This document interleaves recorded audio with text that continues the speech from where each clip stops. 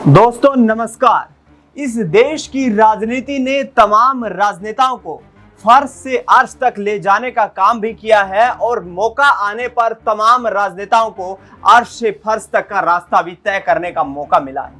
यानी कि कहीं ना कहीं भारतीय जनता पार्टी जिस तरीके से 2014 के लोकसभा चुनाव से लेकर 2024 के आते आते आसमान पर दिखाई दे रही थी, वो 2024 के लोकसभा चुनाव में आसमान से नीचे धरती की तरफ ढलान में जाती हुई दिखाई दी। इसी के साथ साथ 1995 से लेकर के और 2007 तक उत्तर प्रदेश की राजनीति में अपना जबरदस्त सियासी रुतबा दिखाने वाली बहन कुमारी मायावती की पार्टी बहुजन समाज पार्टी का हश्र तो इस वक्त इतना बुरा हो चुका है कि पार्टी को अपना राजनीतिक वर्चस्व बचाने के लिए लगातार जद्दोजहद करनी पड़ रही है। लिहाजा इस लोकसभा चुनाव में भी कुछ इसी तरीके के सियासी समीकरण देखने को मिले।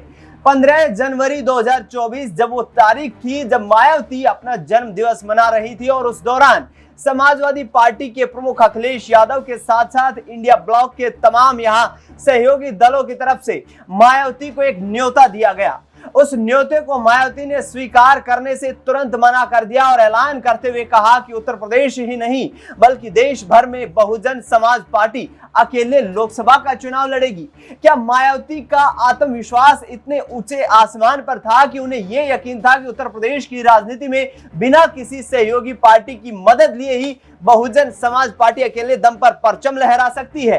क्या इस देश की राजनीति में मायावती का कद इतना बड़ा दिखाई दे रहा था कि यहां पर 2024 के लोकसभा चुनाव से पहले पिछले 10 साल का जो रास्ता मायावती ने तय किया है वो उनके लिए सुखद दिखाई दे रहा था? ये तमाम सवाल खड़े हो जाते हैं और विपक्ष की तरफ से फिर ये आरोप लगाए जाते रहे हैं कि मायावती निश्चित तौर पर भारतीय जनता पार्टी के लिए बी टीम के रूप में काम कर रही है।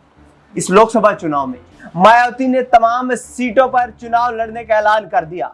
नेशनल कोऑर्डिनेटर के रूप में अपने भतीजे आकाश आनंद की राजनीतिक ताजपोशी भी करती हुई नजर आई, लेकिन आकाश आनंद प्रभावशाली नेता के रूप में उभर कर इस चुनाव में सामने नहीं आ पाए। लिहाजा मायावती ने ऐसे सख्त कदम भी उठाए और नेशनल कोऑर्डिनेटर पद से आकाश आनंद की छुट्टी तक कर दी गई।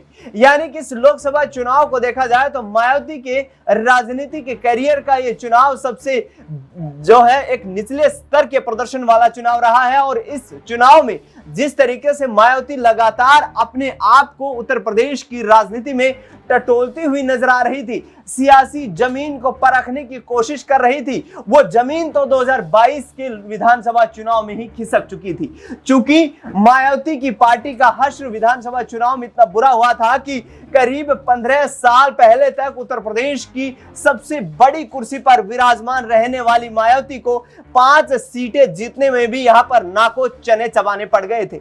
लेकिन इस बीच एक बड़ी खबर यह है कि 23 जून को बहुजन समाज पार्टी की राष्ट्रीय कार्यकारिणी की बैठक होने वाली है। उस बैठक में क्या मायावती अपनी पार्टी को लेकर कोई बड़े कदम उठाएंगी? क्या आकाश आनंद की फिर से किसी बड़े पद पर ताजपोशी होती नजर आएगी? क्या संगठन की जिम्मेदारियां अब आकाश आनंद के कंधों पर लाद दी जाएंगी? और क्या मायावती अपने आप को उत्तर प्रदेश की राजनीति में अब निष्क्रिय देखने लगी हैं? ये तमाम सवाल खड़े हो जाते हैं। दरअसल जो सूत्रों के हवाले से खबरें सामने आ रही हैं वो ये भी है कि आगामी वक्त में मायावती गठबंधन के लिए भी तैयार होने की रणनीति पर काम कर सकती है।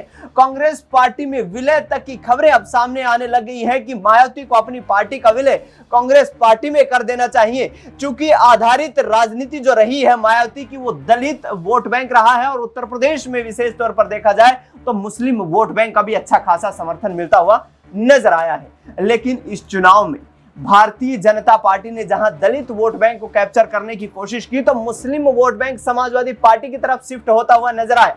अखिलेश यादव का पीडीए का नारा इस लोकसभा चुनाव में काफी असरदार साबित हुआ, लिहाजा समाजवादी पार्टी ने बेहतरीन प्रदर्शन किया।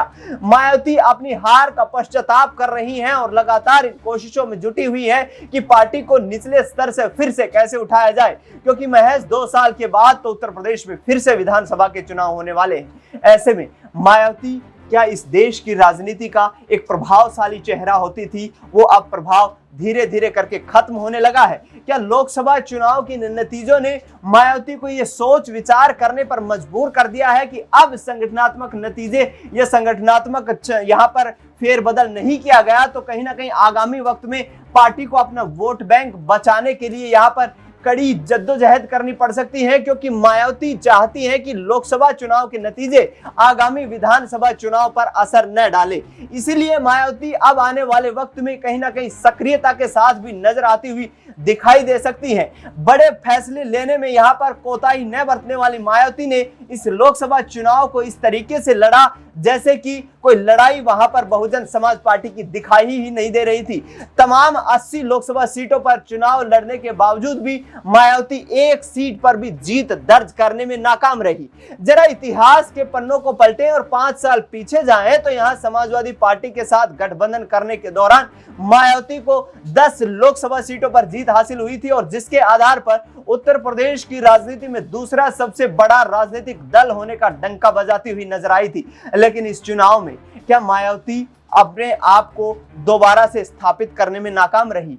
क्या दलित वोट बैंक, जो परंपरागत वोट बैंक जाना जाता रहा है मायावती का, क्या वो दलित वोट बैंक अब मायावती पर विश्वास नहीं जता रहा है? क्या मुस्लिम वोट बैंक के सहारे राजनीति करने की शुरुआत करने वाली मायावती से अब वो अल्पसंख्यक वोट बैंक भी छिटकता हुआ नजर आ रहा है? क्योंकि 16 ऐसी सीटें रही उत्तर प्रदेश में इस लोकसभा चुनाव में जहां मायावती ने निर्णायक भूमिका निभाई और समाजवादी पार्टी या इंडिया गठबंधन की उन 16 सीटों पर हार का प्रमुख कारण देखा जाए तो मायावती के वही कैंडिडेट्स बनते हुए नजर आए। लेकिन मायावती देश की राजनीति का एक प्रचलित चेहरा है। लगातार तमाम राजनेता, तमाम पार्टियां विधानसभा चुनाव हो या फिर लोकसभा के चुनाव हो, उनसे यहां गठबंधन करने की उम्मीदें लेकर के आगे बढ़ते हैं। लेकिन मायावती किसी की हैसियत न समझते हुए एक झटके में उन तमाम उम्मीदों पर पानी फेर देती है, जो उम्मीदें कहीं ना कहीं अब मायावती के लिए भी मुश्किलें बनती हुई नजर आ रही हैं। 2027 के विधानसभा चुनाव की समीक्षा करने के लिए 2024 के लोकसभा चुनाव में पार्टी को इतना करारा झटका क्यों लगा, इन पहलुओं पर चर्चा करने के लिए मायावती अब ग्राउंड पर उतरने वाली है और तमाम कार्यकर्ताओं को, तमाम संगठन के नेताओं को यहां पर जिम्मेदारी सौंपने वाली है, जिसके आधार पर उस दलित वोट बैंक की पकड़ जो कमजोर हो चुकी है पिछले 10 साल के राजनीतिक कैरियर में, उसको दोबारा से वापस हासिल किया जाए और राजनीतिक आधार दोबारा से लौटकर उत्तर प्रदेश की पटरी पर सरपट दौड़ने लगे। दर्शकों, जिस तरीके से ये राजनीतिक घटनाक्रम घटित हो रहे हैं, इनको लेकर के लगातार कई ऐसे नेता भी अब राजनीति में उभर कर आ रहे हैं और विशेष तौर पर मायावती के राजनीतिक उत्तराधिकारी आकाश आनंद तो अपना उतना प्रभाव नहीं दिखा पाए, लेकिन आजाद समाज पार्टी की तरफ से चंद्रशेखर रावण ने नगीना सीट पर जीत हासिल करके ये मंसूबे जरूर जाहिर कर दिए हैं कि आगामी वक्त में वह उत्तर प्रदेश की राजनीति में बड़ा चेहरा बनने जा रहे हैं। नगीना लोकसभा सीट पर चंद्रशेखर आजाद की जीत के मायने इतने निकाले जा सकते हैं कि एक दलित चेहरा जो राजनीतिक बैकग्राउंड से ना होते हुए भी उत्तर प्रदेश नहीं बल्कि देश की तमाम यहाँ पर राजनीतिक पार्टियों के लिए एक चर्चा का विषय बन गया था। क्या आगामी वक्त में ये वोट बैंक चंद्रशेखर आजाद की तरफ यहाँ पर शिफ्ट होता हुआ नजर आएगा? और क्या मायावती जो अपने भतीजे आकाश आनंद की ताजपोशी नेशनल कोऑर्डिनेटर के पद पर कर चुकी थी, क्या अब आने वाले वक्त में उन पर और ज्यादा इन्वेस्टमेंट करते हुए नजर आएंगी? फिलहाल इस खास कार्यक्रम में इतना ही। देश दुनिया की तमाम बड़ी खबरों के लिए आप देखते रहिए SPN9 न्यूज।